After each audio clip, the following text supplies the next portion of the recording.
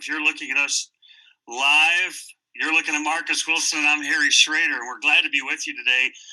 People know about what I do at ValleyHoopsInsider.com. We talk about the Missouri Valley Basketball Conference and the Ohio Valley Conference, a little bit of St. Louis University, and some high school basketball as well, kind of a magazine format where we try to talk about issues and teams and players rather than games. We don't cover games. And our guest today is University of Evansville basketball great Marcus Wilson, fourth leading all-time scorer at Evansville, over 2,000 points in his career, played professionally all over the place.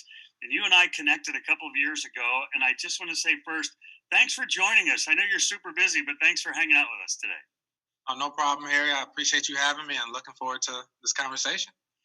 Before we get to, we're going to talk social issues. I tell people all the time, and I've been posting videos and writing little stories, and I've been in Ferguson twice this week and going downtown as soon as you and I get off this interview, that I think it's just important for us to dialogue and to hear people and listen to one another and try to get some understanding. And so I want to talk about that in some detail today. But before we get to that specifically, you head up a North St. Louis YMCA. Tell us a little bit about your job. And you were just telling me there's some other aspects of your job that are evolving right now.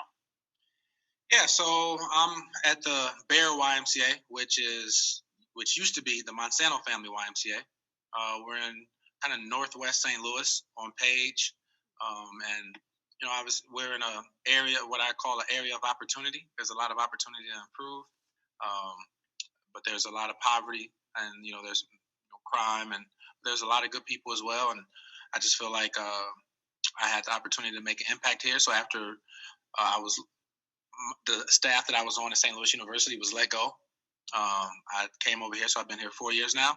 And we're going through a $2.5 million renovation, which I'm really excited about. I had a hand and a voice in how we wanted to remodel this. And so, we're building a new, really it was to attack some of the things I think we're going to talk about to help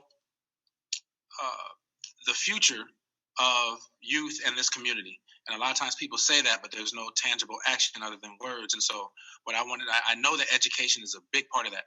And so we wanted to attack education at a younger age. So we're starting a new early childhood education center. Stats show that when you get that early childhood education before kindergarten, that it increases your opportunity to have success in school. So we're opening up a new center from 6 weeks to 2.5.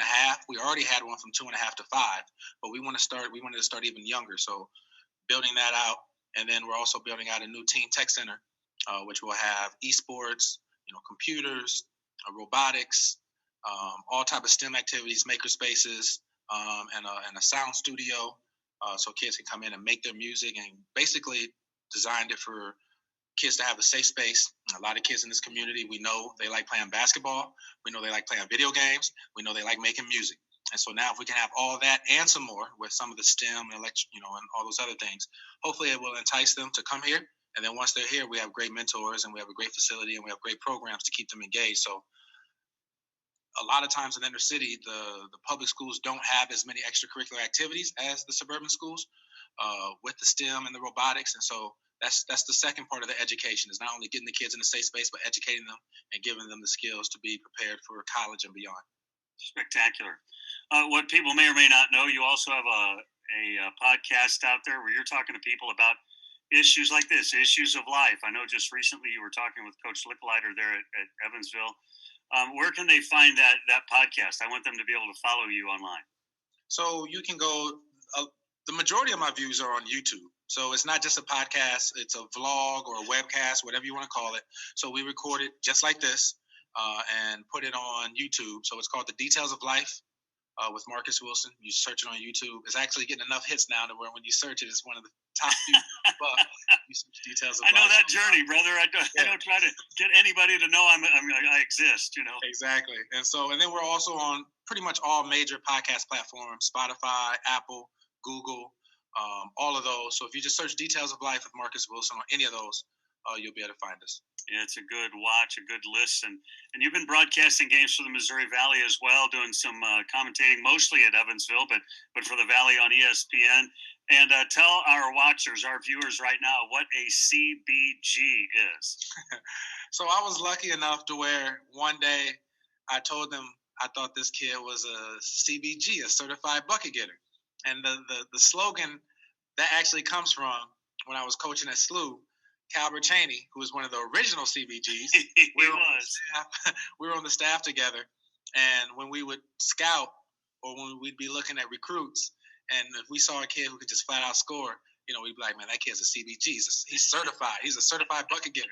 And I just took that with me and said it in front of the ESPN production team at Evansville, and they were like, hey, let's start doing that at the end of each game. You can name your CBG, which is, equivalent to player of the game or whatnot. And so then we just started coming up with Marcus Wilson, CBG, certified bucket getter of the game, and we have fun with it. And obviously, whoever the young player is who gets named that, we tweet him, and he retweets it to his family, and so it's fun. But yeah, I think that I was somewhat of a CBG, so I always no doubt when I see one, and so that's why we called it the CBG, certified bucket getter. Yeah, I watched you play a lot when you were playing, announced a number of your games here at Arch Madness, and you absolutely were a CBG, no question.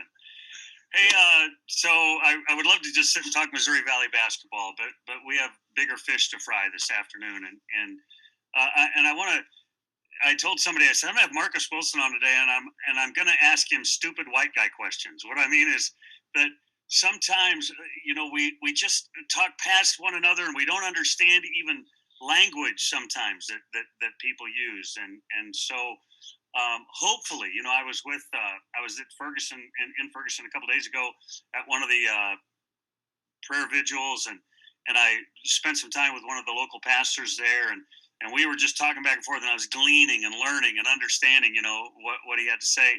But I want to ask you personally, Marcus, when George Floyd is killed just a little over a week ago, I want to know your immediate initial reaction, Marcus Wilson's personal immediate response. So my initial reaction was one of hurt, and I think what people need to realize is this was just one of many hurts. I think the wound was more raw because we had just saw Ahmaud Arbery be killed in the street. And then, if you recall, right, the 2 days before George Floyd was the Amy Cooper incident, where she called on this Harvard grad who was bird watching, saying, and dramatized it, saying that her life was threatened. And so because her dog wasn't on a leash. Exactly. Yeah. And so, those were one of those things where some people like, that wasn't a big deal, but we know that sometimes when the police get called, consequences like what happened with George Floyd occurs. And so that call was devastating to me as well. So then when George Floyd happened, these things happening back to back, it was just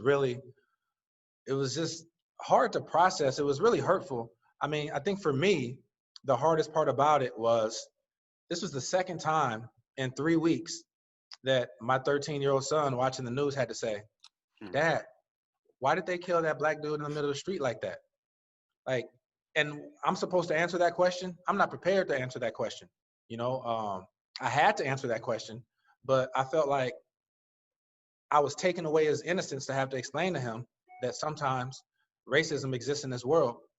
And with him being a young black kid, that applies to him, right? And so we had to have a talk about, hey, you don't get to run through neighbors' yards, and you don't get to run through neighbors' yards playing water guns, right?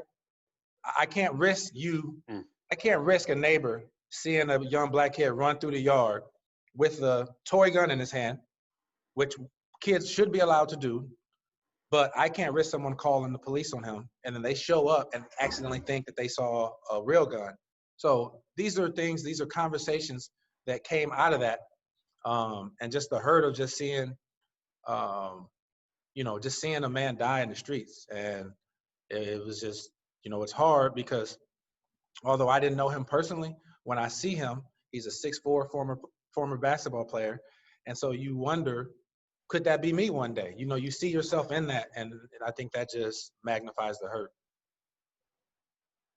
I am so sorry, for the pain and the extra level of things that you have to carry. It just Well, one saddens thing, me, right? It breaks my heart that like we don't know each other well, but I really enjoy you, and I think here's a guy that I consider kind of a friend, and there's this extra level of pain and struggle and layers of difficulty because of those conversations you have to have with your son, like you're talking about. yeah, I mean, and one thing I always try to tell people, especially white people, is these stories are not, sometimes people walk away feeling guilty. I'm not trying to place blame. I'm Sure. not trying to place guilt. What I'm trying to do is tell you my honest truth and my story. So hopefully you can empathize. And even if you don't completely agree, when we start to learn how to empathize with each other, you can understand. And understanding brings us closer to where we can have a conversation. So we're not talking at each other, we're talking with each other, right? And so I'm trying to make sure that people understand some of these things of the feelings of why people feel how they feel. And the one thing that it's kind of taught me is this is, and I've been explaining this to people this entire week, is a lot of times when we have these conversations, people are like, Marcus, especially my white friends, like, I want to hear your story. And I say, well, that's fine and dandy, and thank you for the respect that you're giving me for that. But I need to hear your story just as much or even more. And the reason why is what we've seen, well, what I've seen over the past week is the power of white people to be able to change the how people see racism. Right. So right now, Ahmaud Arbery and George Floyd has happened, and it's really bubbled up something in America. I've never seen this many people wanting to come to the table and march and protest together and just speak and have people say, I recognize my implicit biases. I want to learn more. I've never seen this much happen. I agree. But a lot of that has been driven by the white population. Hmm. Black people have been seeing images like this happen for years. This is the second time we watched a black man be killed in the street saying, I can't breathe. Eric Gardner happened, I think in 2014, right? Mm. We saw that. We felt the same hurt then as we feel for George Floyd. The same hurt when we saw Tamir Rice. The same hurt when we heard about Trayvon Martin. The same hurt when we hear a lot of these names. It's just something that has happened recently. And I think it was how quickly Ahmaud Arbery, Amy Cooper, George Floyd happened to where it hit people in a different way and they felt it differently. Mm. But I say, like, it's important for white people to talk as well, because I've seen a shift even in the slogan Black Lives Matter. I know a month ago, it I'm felt with you. I was so going to ask you political. about this. Go ahead. It Yeah. felt so political, right? It Right. felt almost a negative term to some people, not all, don't get me wrong. A lot of people knew the origin of it. But now all of a sudden, you see a lot of white people hashtag Black Lives Matter, and now it's like, okay, we can say Black Lives Matter, and it means what we wanted it to mean all along, right? Right. But who drove that culture? The majority of the people, white people did that, right? Yes. And so as much as it's important for me to speak my truth, it's important for white people to realize the power that they have in being able to change racism. It's hard for the people oppressed to change the culture. The people who are a part of the oppression can change it much quicker. I was going to talk about that, and we'll get back to that in a minute. I was going to ask Okay. you. It seems to me like the tipping point for Black Yes. Lives Matter. It's tipped over. Like it Yes. went past 50% or whatever. Like I put out a little video thing the other day, and I just said, listen, when I say that Black Lives Matter, and I believe Black Lives Matter, immediately some of you have pushed me into a category. Some of you have pushed me into a category of he's way off to blah, blah, blah. And some of you have pushed me into a category like I'm a hero. Neither Right. of those things are true. I'm just Right. stating a fact. And Exactly. and so, just the pushback has lessened, which I'm really grateful for. Were you surprised, Marcus, by the level of the riot part, the vandalism part that has taken place the last couple of days? I wouldn't say I was surprised. I definitely don't agree with it. Protesting 1,000%, being angry 1,000%. But I think what I want to say about that is I understood the anger, how people express their anger. I didn't always agree with. I think what I've been talking about on the education side of that is people say, well, why is that happening? I think that oftentimes, or where you see where we've been at this table before, where we say, let's try to make a change. And then we try to make a change. And then 6 months later or 12 months later, we're right back in the same situation, seeing another person possibly be killed or seeing racial injustice of some kind. And so I think what you saw was the same amount of emotion that hit a lot of white people in America to say, hey, I want to come to the table and talk. That it took a lot to get that to happen. This has been going on for years, and it took Ahmaud Arbery, it took George Floyd. That same amount that it took that much affected some black people to say, you know what? You don't listen to me when I've tried to talk anyway. So let my voice be heard through this. Like, you're going to see how mad I am. And instead of vocalizing and coming to the table and talking, that was the expression of it. Is it right? No. And I think what I really had a hard time with and have a problem with is we did a neighborhood cleanup the other day. So I just, a lot of people are posting on social media and they're trying to let people know they want to help in that way. But I wanted to do something tangible. And so one day after the riots in St. Louis and the looting in St. Louis, our team with the YMCA went and got some other people and went down to some of the sites and cleaned up and picked up the glass and swept up the glass and swept up some of the debris and everything. And being there, we were over on Grand and MLK. There was, I think, a City Gear that was looted, a Family Dollar that was burned down. And right out in front of the City Gear, I think there was a GameStop. And there was this young black dude, probably about 30 years old. And he was on the phone with his insurance company. He was on the phone with his friends, and he was just devastated. It's like, I can't believe they would do this to me. Like, I'm from here. No, no, no, no. And you could just hear the hurt in his voice. And then we go across the street, and we're trying to pick up stuff in front of the Family Dollar that's still up in flames. And not in flames, with smoke in there. Just put the flames out. And this lady comes around the corner, and she's like, like, this is where I came to get my groceries. I don't have great transportation. I don't know what I'm going to do now. And so that's what it really hurt me to know that people were expressing their anger, which in a way that probably shouldn't be doing it anyway, was hurting the same people that, like them. And so that's where I'm adamantly against that. You can't tear down your own neighborhood. Although it does get the attention of the media, which is what you sometimes want. It puts the attention and starts putting pressure on lawmakers to make a change. Tearing up your neighbor's business, a 30-year-old black guy who has been saving up money, trying to do things right, have his own business, and to see that up in flames, that hurts, and that's why I don't like to see that. But to say I was surprised, no, because I know this is something that's been bubbling up in America a long time, and you just saw the expression of that.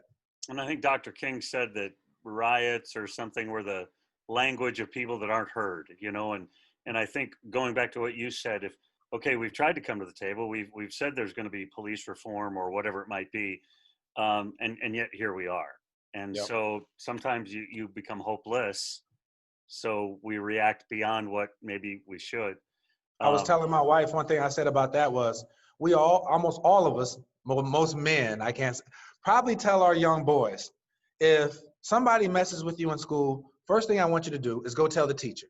Tell them that so-and-so is picking on you.